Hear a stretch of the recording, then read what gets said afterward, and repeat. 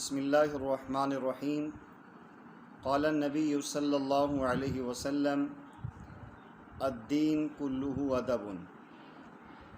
پیارے آقا کریم صلی اللہ علیہ وسلم کا فرمان ہے کہ دین تو سراسر ادب کا ہی نام ہے۔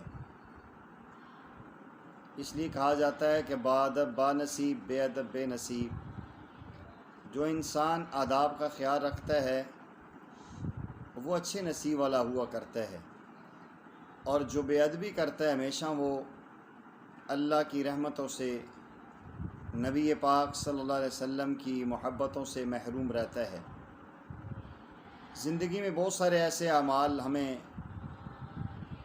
درپیش ہوتے ہیں، معاملات ہوتے ہیں، اگر ہم ان کو سنت کے مطابق آداب کی رعایت رکھتے ہوئے کر لیں وہ ہمارے لیے عبادت ہو جائیں گی۔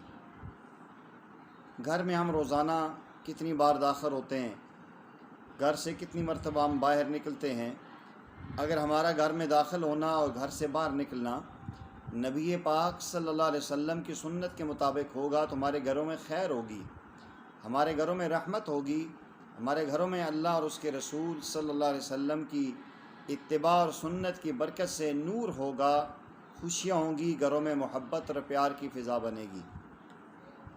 آج عام طور پہ ہمارے گھروں میں لڑائی جھگڑے، فتنے، فساد ہمیں نظر آتے ہیں۔ اس کی مین وجہ یہ ہوتی ہے کہ ہم گھر میں آ رہے ہیں، گھر میں جا رہے ہیں، گھر سے سنت کا اور آداب کا خیال نہیں رکھتے۔ اس لیے مختصر سے آداب میں آپ کے سامنے پیش کرتا ہوں، اللہ تعالیٰ مجھے آپ کو اس پہ عمل کی توفیق عطا فرمائے۔ گھر میں داخل ہونے کا سب سے پہلا ادب یہ ہے کہ ہم نے جب بھی گھر میں آئیں تو دروازے کو دستک دے کے آئیں، گھر کا دروازہ کھٹکھٹائیں، کھنگھاریں، ایسی آواز نکالیں تاکہ گھر والوں کو معلوم ہو جائے کہ گھر میں کوئی بندہ آ رہا ہے۔ اور گھر میں جب داخل ہوں تو پہلے سیدھا پاؤں گھر کے اندر رکھیں اور گھر میں داخل ہونے کی دعا پڑھیں، اللہم انی اسألک خیر المولج و خیر المخرج، بسم اللہ ولجنا بسم اللہ خرجنا وعلی اللہ ربنا توکلنا۔ اس کے بعد اونچی آواز میں السلام علیکم ورحمۃ اللہ وبرکاتہ کہیں۔ بعض علماء نے لکھا ہے کہ جو آدمی گھر میں داخل ہو اور السلام علیکم ورحمۃ اللہ کہے تو اس کے سلام کہنے سے شیطان بھاگ جاتا ہے، اور ساتھ فرماتے ہیں کہ اگر اس کے ساتھ دروشی پڑھ لیں، اللہم صلی علی محمد وعلی آل محمد کما صلیت علی ابراہیم وعلی آل ابراہیم انک حمید مجید، اللہم بارک علی محمد وعلی آل محمد کما بارکت علی ابراہیم وعلی آل ابراہیم انک حمید مجید۔ تو اس کی بہت زیادہ فضیلت ہے۔ بعض عاملین نے لکھا ہے کہ سورۃ اخلاص بھی پڑھ لے، سلام کرے، دروشی پڑھے اور سورہ اخلاص پڑھ لے تو اللہ تعالیٰ اس کے اوپر رزق کے دروازے کھول دیتے ہیں، شیطانی اثرات اس کے گھر سے چلے جاتے ہیں۔ تو سب سے پہلے گھر میں دایاں پاؤں رکھنا ہے، دروازے پہ دستک دینی ہے اور دعا پڑھنی ہے، اور اونچی آواز میں السلام علیکم ورحمۃ اللہ کہنا ہے۔ اور گھر میں جب داخل ہوتے وقت اور نکلتے وقت دروازہ آہستہ بند کرنا چاہیے، اتنا زور سے نہ مارے کہ پوری گلی میں پتہ چلے کوئی انسان جا رہا ہے۔ تو آرام سے آہستہ کے ساتھ یہ جو ہے کہ وہ دروازہ کھولے اور باہر جائے، اور جب آئے تو اسی انداز میں دروازہ کھول کے اندر آئے۔ گھر کے آداب میں یہ آتا ہے گھر میں جتنے بڑے ہیں، ماں باپ ہیں، والدین ہیں، بڑے بھائی ہیں، تو ان کا احترام کرے، ادب کرے، ان کا کہا مانے، یہ بھی گھر کے آداب میں شامل ہے۔ بہن بھائیوں سے محبت کے ساتھ پیش آئیں، آپس میں لڑائی جھگڑا نہ کریں، یہ بھی گھر کے آداب میں شامل ہے۔ اور گھر کے آداب میں یہ بھی ہے کہ اپنے پڑوسیوں کا خیال رکھے، اپنے پڑوسیوں کو تکلیف نہ دے۔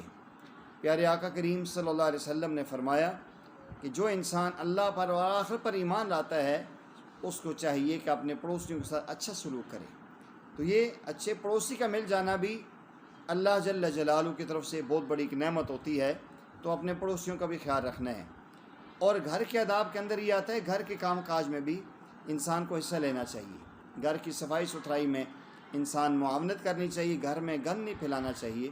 پیارے آقا کریم صلی اللہ علیہ وسلم گھر میں آتے تو گھر والوں کے ساتھ گھر کے کام کاج کے اندر ہاتھ بٹھاتے تھے، یہ بھی گھر کے آداب میں آتا ہے۔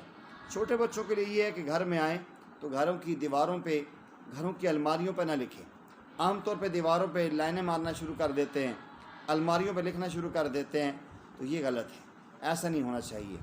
اور جب گھر سے باہر جانے لگیں تو گھر والوں کو السلام علیکم ورحمۃ اللہ کہہ کے جائیں، اور اسی انداز میں جب گھر سے باہر نکلنا ہے تو الٹا پاؤں باہر رکھیں اور گھر سے نکلنے کی دعا پڑھیں، بسم اللہ توکلت علی اللہ لا حول ولا قوت الا باللہ۔ جو انسان یہ دعا پڑھ کے گھر سے باہر جاتا ہے، اللہ جل جلالہ اس کو انعامات سے نوازتے ہیں، اللہ اس کی حفاظت کر دیتے ہیں، ہر شر سے محفوظ فرما دیتے ہیں، اور ہر نعمت اس کو عطا کر دیتے ہیں، اور حادثات سے اس کو محفوظ کر دیتے ہیں۔ تو جب بھی ہم گھر میں آئیں، گھر سے جائیں، اگر ان 12-13 آداب کا ہم خیال رکھیں گے، انشاءاللہ ہمارا گھر میں آنا اور گھر سے باہر نکلنا انشاءاللہ عبادت بن جائے گا۔